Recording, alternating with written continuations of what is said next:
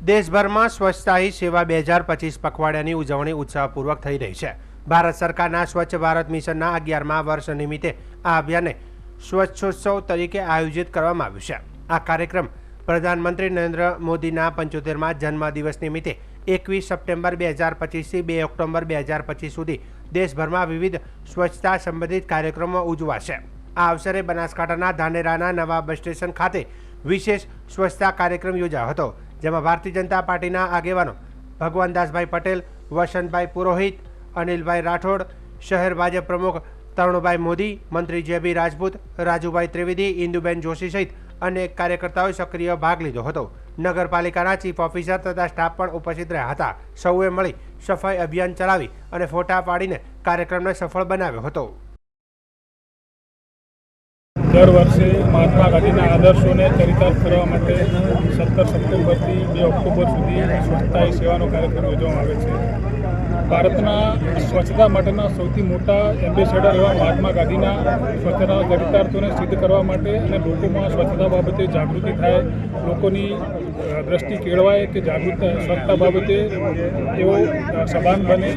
આજે જે પ્રોગ્રામ છે એ તો સિમ્બોલિક પ્રોગ્રામ છે, 1 કલાકનું શ્રમદાન, પરંતુ આનાથી લોકોમાં એવો મેસેજ જશે કે સ્વચ્છતા બાબતે પોતાનામાં જાગૃતિ આવે, લોકો જાહેરમાં કચરો ના નાખે, કચરો નાખતા હોય તો પોતાને ખચકાટ થાય, એવા આશયથી સરકારે 15 દિવસનો પ્રોગ્રામ કરેલો છે।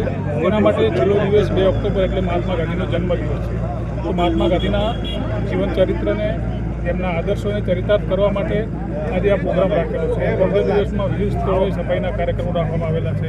જાહેર સ્થળોની સફાઈ, ધાર્મિક સ્થળોની સફાઈ, બસ સ્ટેન્ડ, રેલવે સ્ટેશન, જાહેર રસ્તાઓની સફાઈ તથા શાળાના બાળકોમાં વિવિધ સ્પર્ધાઓ રાખી અને આ તમામ પ્રોગ્રામ 2 ઓક્ટોબરે પૂરા થશે।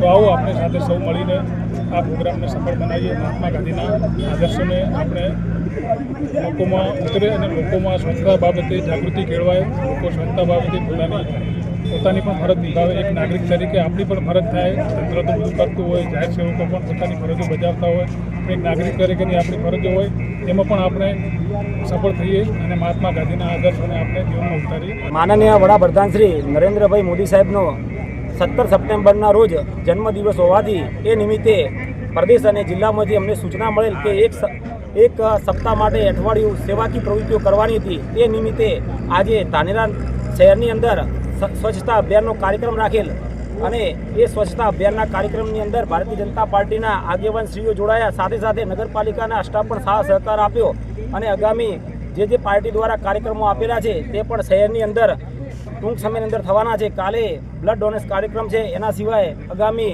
2 ઓક્ટોબરે મહાત્મા ગાંધીજીની જન્મજયંતિ નિમિત્તે પણ કાર્યક્રમ કરવાનો છે। જે પ્રદેશની ગાઈડલાઈન છે તેને અનુસરીને અમે આગામી પણ કાર્યક્રમો કરવાના છીએ।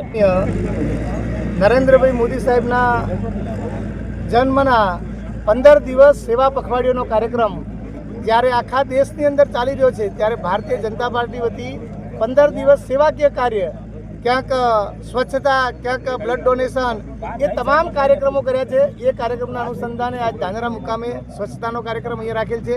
હજી એ કાર્યક્રમ અઠવાડિયા સુધી બાકીના સેવા કાર્યક્રમો ચાલશે અને બધા લોકોને એનાથી પ્રેરણા મળશે કઈ રીતે સ્વચ્છ ગુજરાત, સ્વચ્છ ભારત એનો કાયમી મુહિમ ચાલી રહી, એના માટેના કાર્યક્રમો કરવામાં આવે છે।